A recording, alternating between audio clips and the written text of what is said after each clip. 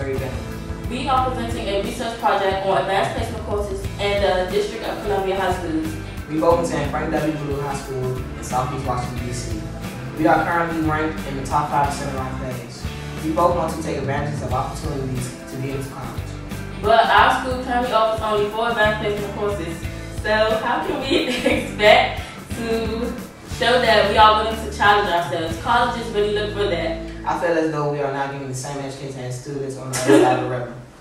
Those schools don't have the same negative reputation that my school has, and therefore they get more opportunities than us. This video will prove that students east of the river want and deserve more advanced placement courses.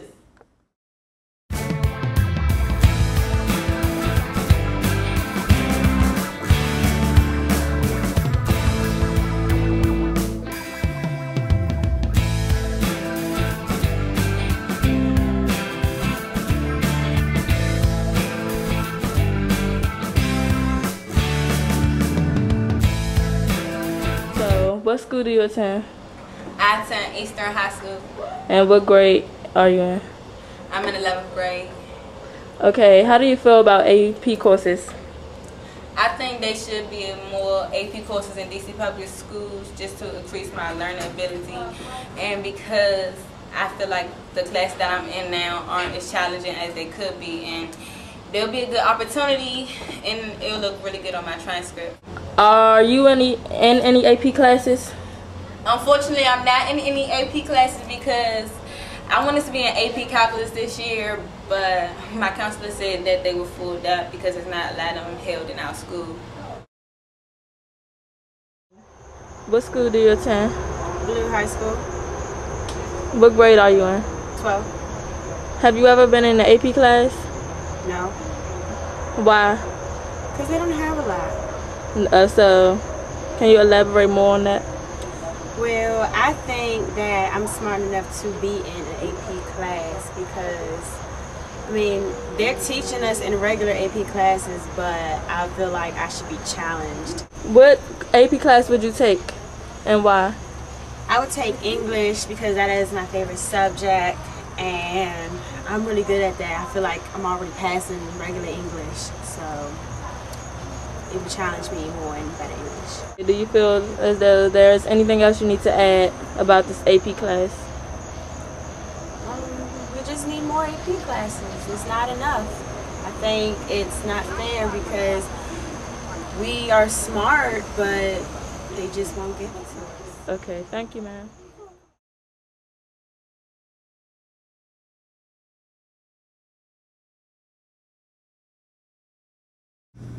Can you please state your name and what you do for DC Public Schools? My name is Michelle Rhee and I'm the Chancellor of the DC Public Schools. Do you believe that every high school student should take an AP course and why? I absolutely think that we should try to get as many of our students to take and pass AP courses and the AP examinations. I think that it gives us a really good indication of how well we are preparing our students for the rigors of college, and I also think that for the students themselves, it puts you at an advantage going into college if you have AP credit. That Woodrow Wilson High School had 24 AP courses, which is more than all the Southeast high schools combined. And can you tell us why? I'm not sure what the genesis of that is, and I'm sure that lots of people would speculate on different reasons. I think the more important thing that we're focused on is how to rectify that situation. There are some schools, some high schools in the city that over the past couple of years have really tried to bolster their AP offerings. Coolidge is one example where 3 years ago they didn't offer a lot in terms of AP courses, and now they're offering quite a bit more. So I think that from our perspective, it's really a matter of the central office administration working with the school-based administration to really make sure that this is happening. I know that in talking to some of our school principals, they'll say, well, I don't have enough kids who would take that class to offer the course. Right. And I think that that is a faulty argument in a lot of ways because, you know, there's a movie where they say, if you build it, they will come, right? So if I think that the research shows that if you start to offer more courses and you're persistent about it over time, then kids will actually enroll in those.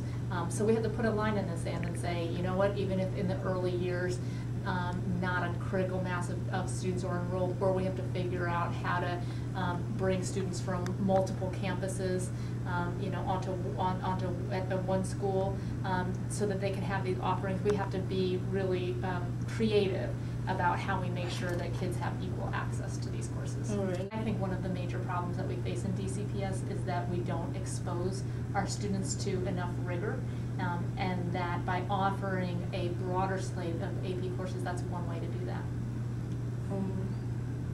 But Luke currently has 4 AP courses. What can you do to increase that number? We can work with Principal Branch to make sure that we are thinking about all the potential offerings.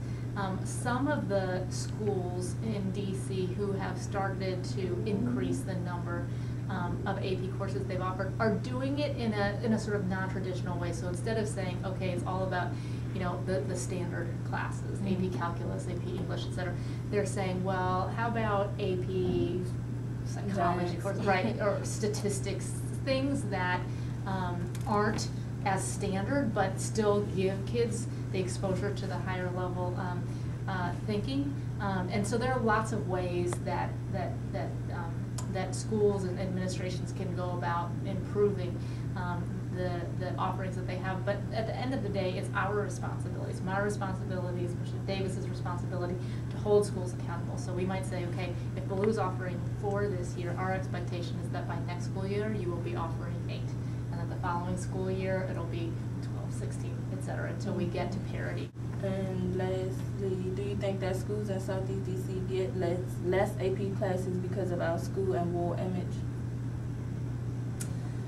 Well, I think certainly that when I travel to the schools in Southeast DC, what I see is that there is a tremendous disconnect or misalignment between what I believe the promise and potential and aptitude of our kids are and where their achievement levels are. And I think that has a lot to do with people having lower expectations of our students.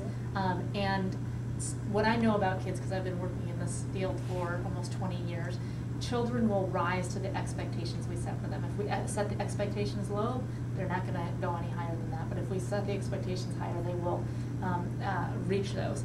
So it really is about ensuring that we as school district administrators, as teachers, as the broader community, don't underestimate our students based on where they live and what the current achievement levels of their schools are. That is it. Thank you. Sure. This is important stuff.